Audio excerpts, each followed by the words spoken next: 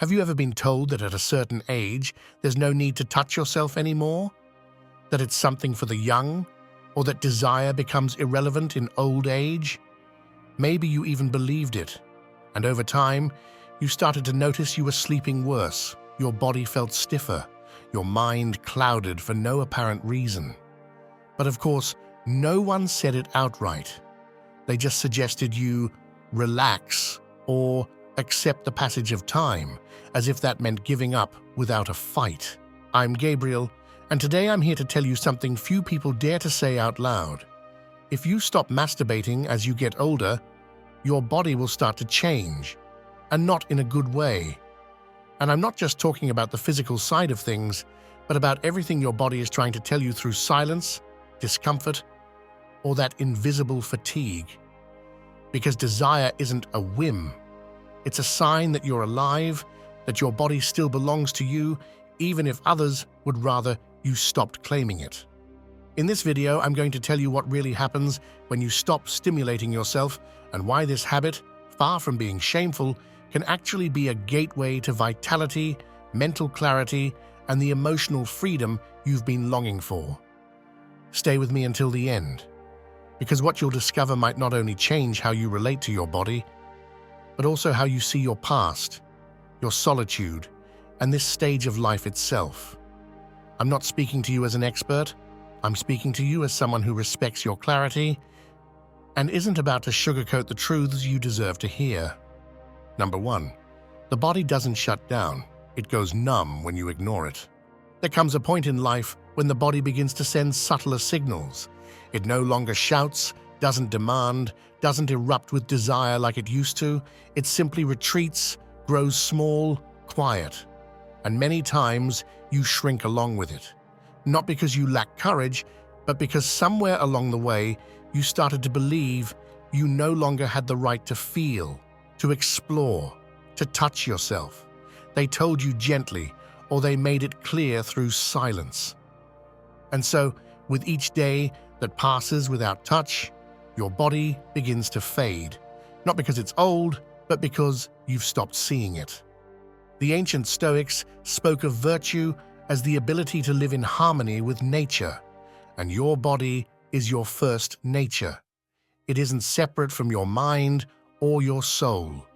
Ignoring it is like living in a beautiful house with the lights turned off. Epictetus said, "It's not things that disturb us, but our opinion about them." So what if the opinion you've carried about masturbation is what's truly withering you, more than the years themselves? You've spent decades caring for others. Maybe you raised children, nursed the sick, ran households. But who has cared for you? Who has caressed your back without rushing, your belly without shame, your skin without expecting anything in return? Neuroscience tells us the body needs stimulation to maintain vital functions.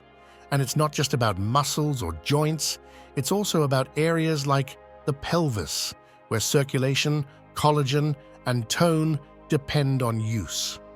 Not touching yourself means letting those regions grow cold, numb, forgotten. The good news is that, like a garden in winter, your body isn't dead. It just needs sunlight. And that sunlight doesn't come from outside. It comes from your own fingers, from your own attention. Because when you touch yourself with respect, with presence, you remind your body that it is still worthy of desire. And this isn't about youthful sexuality or chasing fireworks. It's about inhabiting your flesh with the dignity of someone who doesn't ask for permission to feel alive. In Taoism, it's said that vital energy isn't lost with age, but with lack of circulation. And circulation begins with touch. That's simple, that powerful. When you stop touching yourself, you're not just giving up pleasure, you're giving up the energy that fuels your everyday vitality, the spark that keeps your system awake. Think about it for a moment. How many times have you held yourself back out of fear of being judged, even by your own self? And what has that cost you in terms of health, mood, or independence? This isn't an invitation to become someone new, it's an invitation to come back to yourself, to remember that beneath the routine, the fatigue, and the memories that left their mark, there's still a whole woman in you. And now, if this first step is that important, imagine what could change once you realize it's not just your body that reawakens, it's also your immune system, your sleep, your deepest emotions. But we'll talk about that in the next chapter, because what you've been keeping quiet, your skin is already screaming. Number 2, your skin wants to be heard too. In 1968, in a small village in Andalusia, there lived a woman named Clara. She had been widowed young, left with 3 children to raise, and a life to carry forward without pause. For decades, her body was a tool of service, arms for lifting, legs for walking endlessly, a back that bore the weight of everything that couldn't be said out loud. Clara never spoke of desire. She saw it as a distant, almost vulgar word, something that didn't belong to her. Her hands knew how to sew, cook, clean, but they didn't know how to touch themselves. At 72, now alone, she once confessed something to her granddaughter that sent chills through her. "I don't know what a caress feels like if it's not for someone else. No one ever taught me how to touch myself without guilt." She didn't say it with bitterness.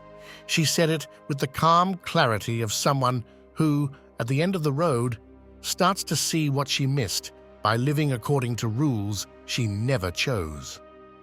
Her skin was intact, but not alive.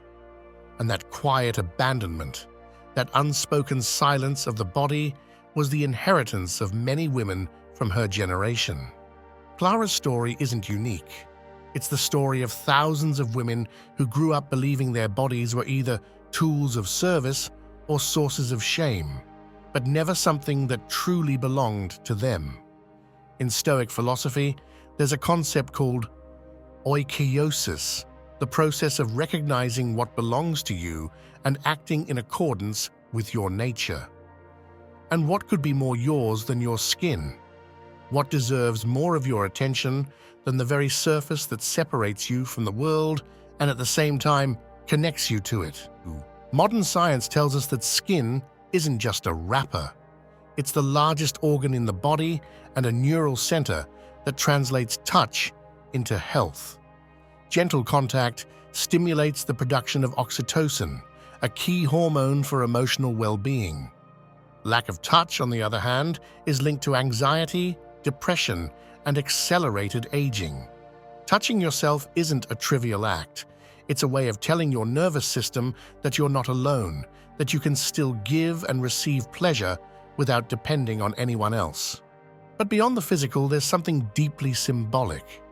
In many spiritual traditions, the body is seen as a temple, not a burden.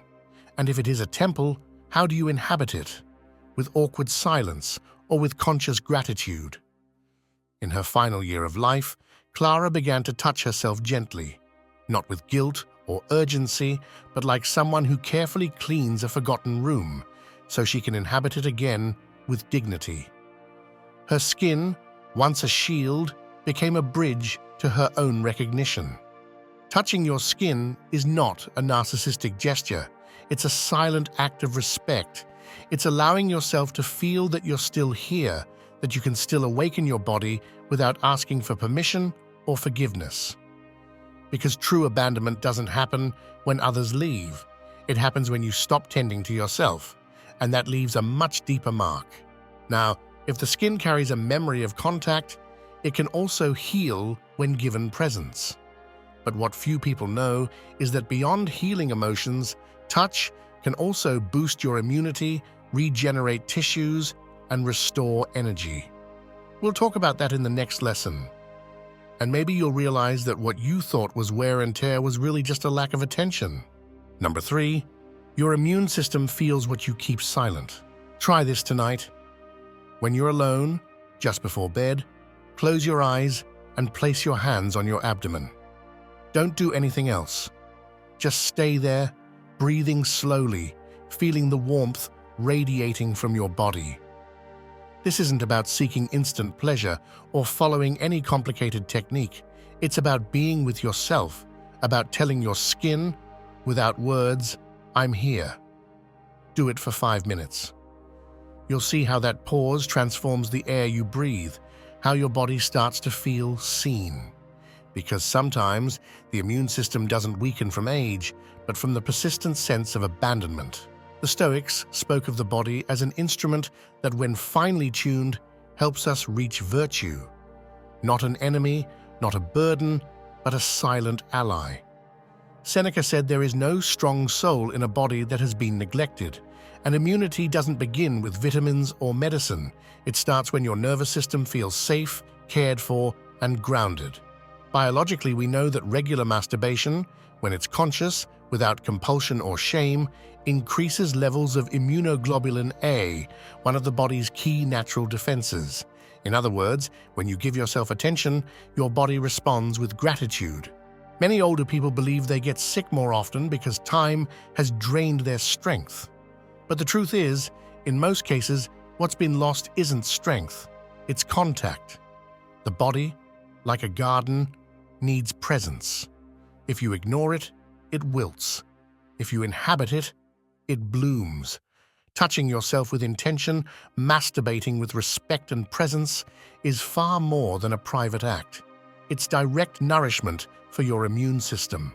You're telling your cells that you're alive, that there's still energy flowing, that it's still worth repairing, still worth protecting. If you felt that this video speaks to you with honesty and respect, I invite you to stay. Each lesson is designed to help you reclaim power over your body, your mood, and your story.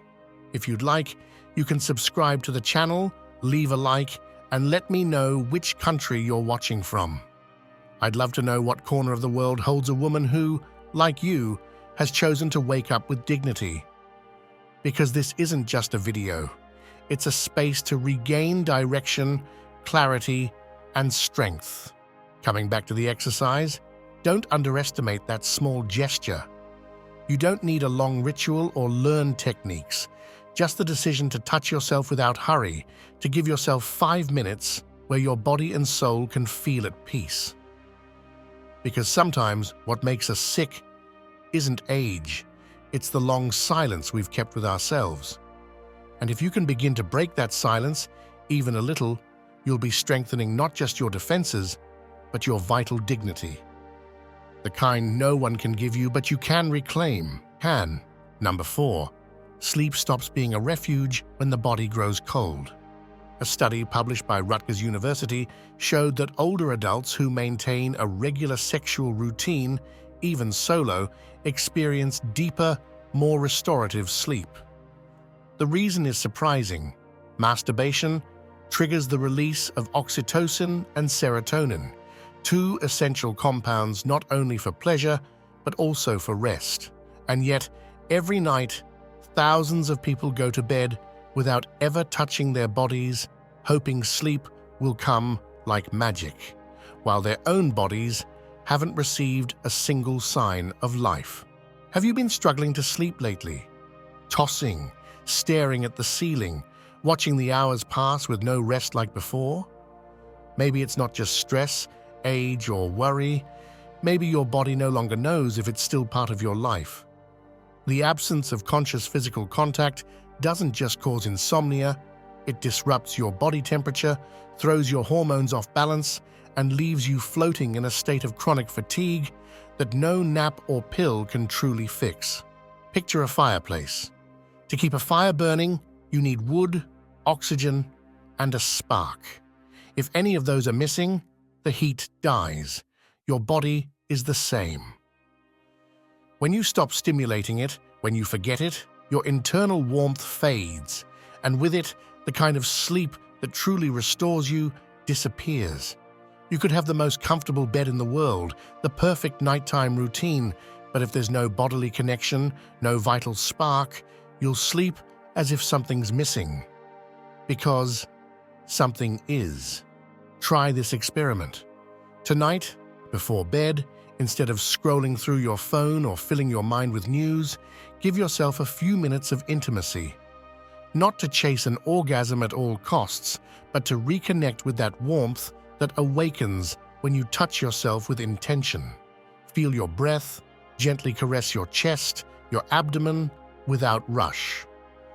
Notice how your body responds, how your heart rate softens, how your mind begins to let go of tension. Don't turn it into a duty, but rather a ritual of meeting yourself, as if each night were a date with your own fire, your own right to rest. Stoic philosophy teaches that peace doesn't come from outside, but from how we order our inner world. Marcus Aurelius wrote, "Peace lies within, don't seek it elsewhere, and your sleep lies within you too.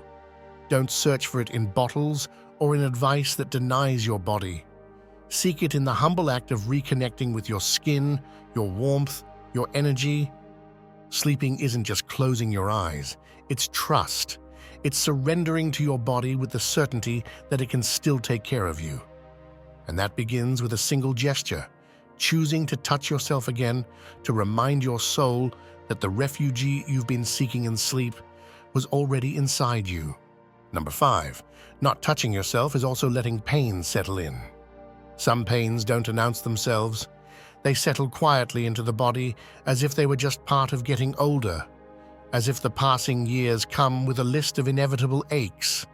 A stiff shoulder in the morning, an odd pressure in the hips, that dull throb in your lower back. And often, you accept it. You take a painkiller, stretch a little, blame the weather or your age. But not all pain comes with time. Sometimes, your body hurts because it feels forgotten, because it's gone days, weeks, or even months without being touched with affection. And touch, far from being a luxury, is a quiet medicine many have stopped using. Sexual activity, including masturbation, stimulates the release of endorphins. These chemicals, your body's natural painkillers, not only ease physical discomfort, but also help regulate your mood, reduce stress, and relax your muscles. It's not magic, it's biology. Intimate contact with yourself activates brain regions tied not just to pleasure, but to the relief of suffering. And when that stimulation disappears, your pain threshold drops. Everything hurts more. What used to be a minor ache becomes a daily burden. But there's something deeper. In many Eastern traditions, the body isn't seen as separate from emotion. They speak of stagnant energy, areas where vitality no longer flows, where sorrow, tension, and unspoken words build up. The pelvis, the chest, the legs, they aren't just bones and muscles, they hold memory. And when you stop touching them, when you stop moving them with intention, that energy stays trapped and over time turns into pain. A dull, silent pain that no pill can cure because it didn't come from an external wound, but from an inner disconnection. Stoic philosophy teaches us not to dramatize pain, but not to ignore it either. Seneca wrote, "The body should be treated with a degree of indifference, but not with contempt." That means the body shouldn't rule your life, but it also shouldn't be abandoned. There's a balance, a basic respect that includes recognizing its signals, understanding its needs, and responding wisely. In this context, masturbation is not a frivolous act.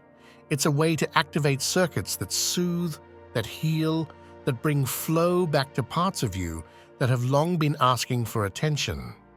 Maybe you've never thought of it this way.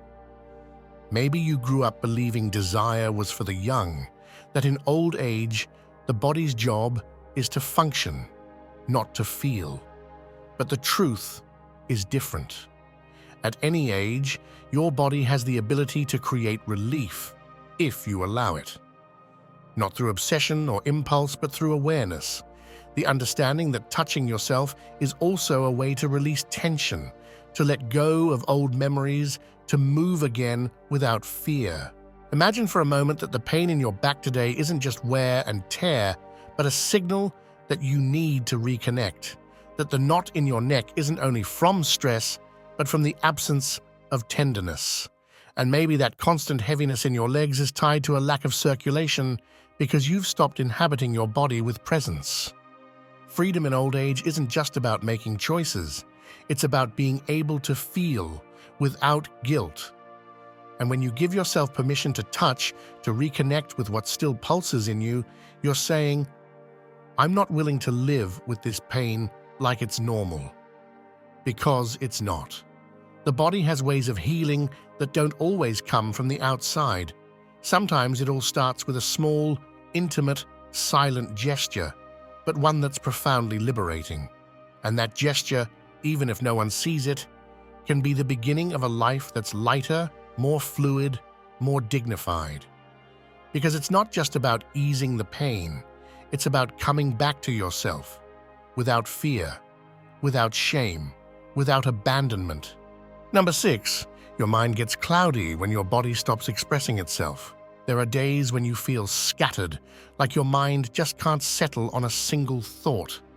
Your memory slips on details that used to come easily, words get tangled, and that clarity you once had seems to fade into the shadows of daily life. It's just age, some say. Totally normal, others repeat. But what if that mental fog isn't an inevitable result of aging, but rather a deeper disconnection between your body and your mind? Neuroscience now tells us that sexual activity stimulates key areas of the brain linked to focus, memory, and emotional balance. When you masturbate with intention, without distraction or judgment, you're activating processes that oxygenate the brain, support neuroplasticity, and lower chronic stress, the same stress that so often turns your mind into a foggy field. But this isn't just about brain chemistry. There's something more essential. The body needs to express itself so the mind can feel alive. Picture a river. If the channel is blocked, the water stagnates, gets murky, and loses its force. The mind is that river, and the body is the channel. When you stop moving, stop stimulating yourself, stop breathing deeply, the flow is disrupted. What should be a clear thought becomes a maze of fatigue, forgetfulness, and distraction. What should have been a fresh idea turns into a blurry echo. Stoic philosophy emphasizes the importance of caring for our judgment because that's where our freedom lies. Epictetus said, "It's not what happens to us that affects us, but how we interpret it." But how can you think clearly when your mind is asleep? How can you tell what truly matters from what doesn't if your body is no longer in sync? For judgment to be clear, the body needs to breathe, to feel, to remember it's alive. This isn't about chasing brilliance, it's about not letting your clarity fade away for lack of stimulation. That's why, beyond pleasure, beyond intimacy, masturbation in later life is an act of mental clarity. It's a way to reopen the dialogue between your body and your mind, to break the inertia of forgetfulness, to let vitality flow through your thoughts as well. When you touch yourself with respect, with presence, you're reawakening parts of you that time and neglect had put to sleep. You're telling your mind, I'm still here. I still have something to say, to feel, to remember. The mind needs more than puzzles and books to stay awake. It needs the body. It needs breath. It needs conscious, intimate movement. Not to become who you were, but to honor who you are now, with all your experience, with all your story, with all your dignity. Because when the body expresses itself, the mind clears. And in that clarity, you rediscover your direction, your purpose, and the strength to keep choosing for yourself. Number 7, shame is not a virtue, it's an unhealed wound. For a long time, we were taught that silence was wisdom, that modesty meant good upbringing, and that desire was something to be hidden, as if it were a stain. Many women grew up believing the body should be covered, that touching themselves was sinful, that to desire was indecent. And that silent inheritance, built up over the years, turned into a shame lodged in the muscles, in the gestures, in the choices not made. It's not just cultural, it's a collective wound that over time becomes deeply personal. And the most painful part is that shame disguises itself as virtue. as if refusing to feel was a sign of maturity, as if denying yourself pleasure meant strength. But Stoic philosophy never proposed denying what's natural. On the contrary, it called for living in line with reason, with inner coherence, with human nature in its clearest and most grounded form. Marcus Aurelius didn't preach repression. He spoke of order, of observing impulses without being ruled by them, but also not hiding them, because everything that is buried too deeply rots. And shame, when left unexamined, becomes a wall that separates you from your body, from joy, from peace, and most of all, from yourself. Taoist thought reinforces this from a different angle. It says that everything that flows lives, and everything that stagnates dies. Shame blocks the flow of life. It cools the body. It closes the doors to intimacy. It stops desire, which is a form of energy, from moving freely. And when that energy stops, the soul shuts down, not out of malice, but out of fear. A fear that often isn't even ours, a fear we've inherited without realizing it. Shame isn't something you're born with. It's taught to you, repeated, imposed, and somewhere along the line, you decide it's yours, but it's not. So today, I offer you something different, not to change overnight, not to adopt practices that don't feel like yours, just to look directly at that shame, to ask yourself if it truly belongs to you, to notice whether it's still making decisions for you. Because every time you avoid touching yourself out of shame, every time you silence your desire out of fear, you're reinforcing an invisible prison that no one asked you to build. And in doing so, you're not just giving up pleasure, you're giving up a piece of your freedom. Touching yourself with dignity is an act of defiance. It's breaking with generations of silence. It's remembering that your body is not a mistake, not a decoration, not a tool. It's yours. And like anything that belongs to you, it deserves respect, presence, and freedom. Seneca said, "We don't dare to do many things because they are difficult, but they are difficult because we do not dare." And daring, in this case, doesn't mean shouting. It means whispering to yourself, "I have a right to feel, to explore, to care, to heal." Shame is not your nature. It's a borrowed shadow. And you weren't born to live in shadows. You were born to inhabit your body with the light only you can give yourself. Number 8. The soul is touched too when the body awakens. Today, I want to leave you with a small challenge, one that holds the power to deeply transform. When this video ends and the house is quiet and no one is watching, give yourself 5 minutes in front of the mirror, not to criticize, not to judge what time has changed, just to look at yourself, standing tall with your back straight and your eyes open. Look at your face, your hands, your chest, your belly. And as you do, softly say, "This body is mine, and I'm still here." Then, touch your skin with your own hands, not with shame, but with the gentleness of someone tending to something sacred. This simple, intimate gesture can be more powerful than many words. Stoic philosophy speaks of autarky, the ability to be self-sufficient in order to live in harmony. It's not about isolation or denying others, but about reclaiming your internal center. And that center isn't built on ideas alone. It's built through gestures.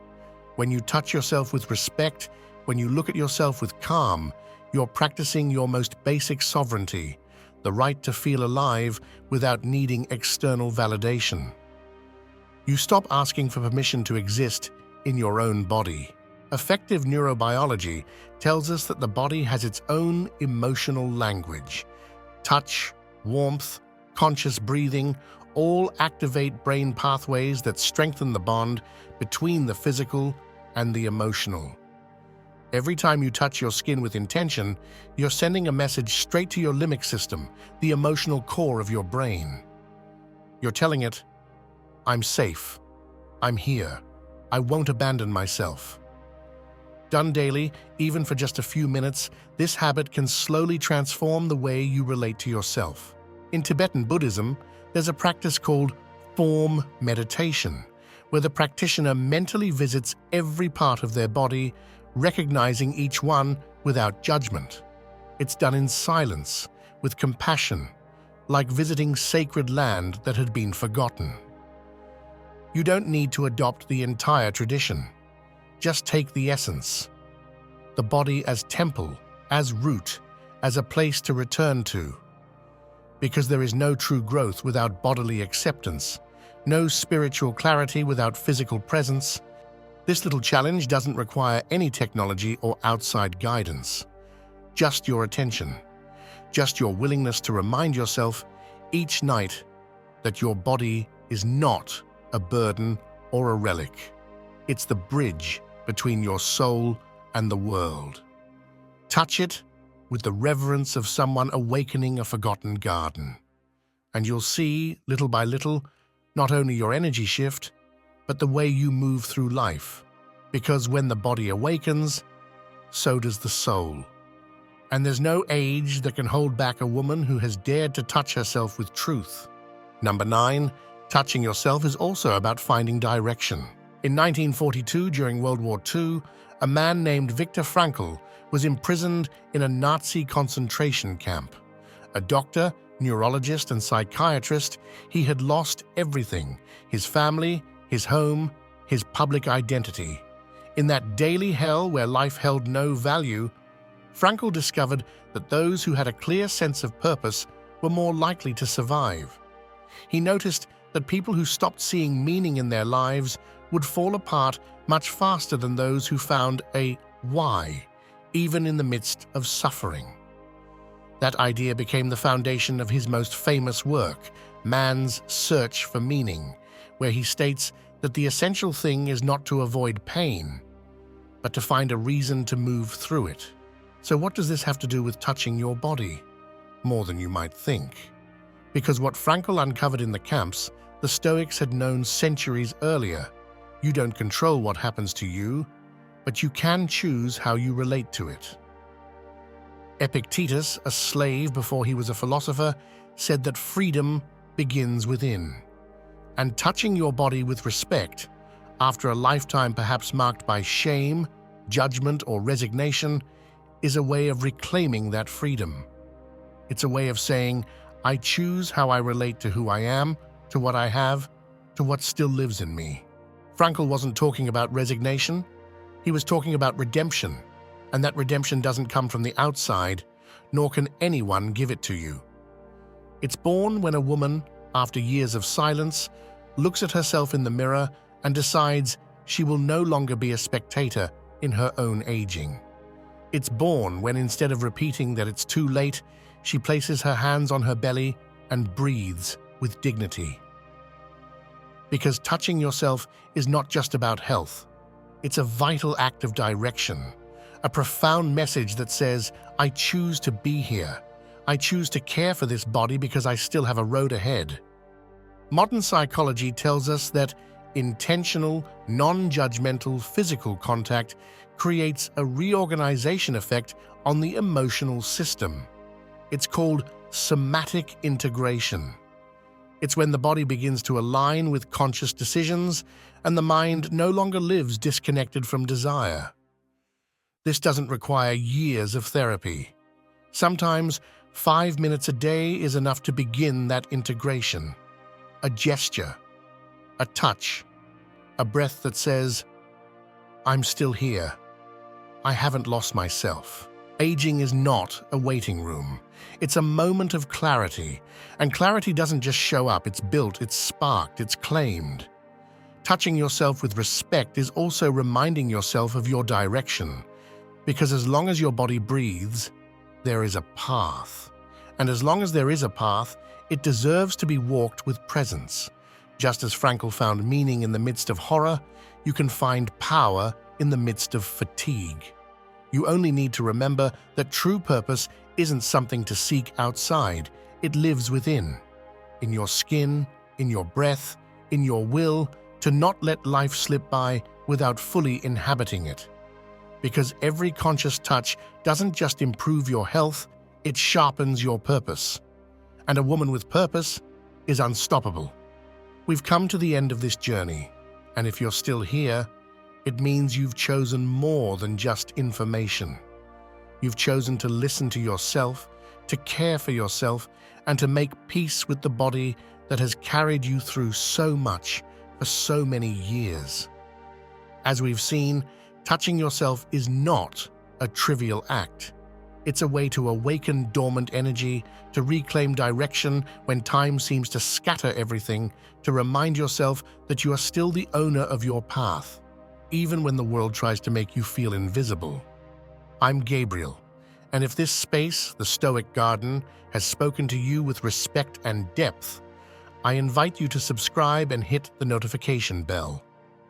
This isn't a channel for entertainment. It's a space to wake up, to remind you that health isn't just the absence of illness, but the presence of intention. And your body, when inhabited with awareness, can become your greatest ally in this stage of life. If you made it this far, thank you from the heart. Not everyone stays until the end, and that says a lot about you. I'd love to know which country you're watching from and hear your voice in the comments, to recognize one another. Among those of us who have chosen to touch ourselves with truth, write the phrase, "My body is still my home." That simple statement can be the first step toward living with more clarity, more energy, and more self-love. And if you think this message could help someone close to you, don't hesitate to share it. Sometimes a needed conversation, a truth spoken firmly, or a new perspective on desire can open new paths. Maybe today you needed to hear this, and maybe tomorrow someone you love will need it too. Thank you for being here, for listening, and for choosing yourself. I'll see you in the next video. Until then, take care of yourself, with respect and with courage, because there's still so much to feel, so much to live.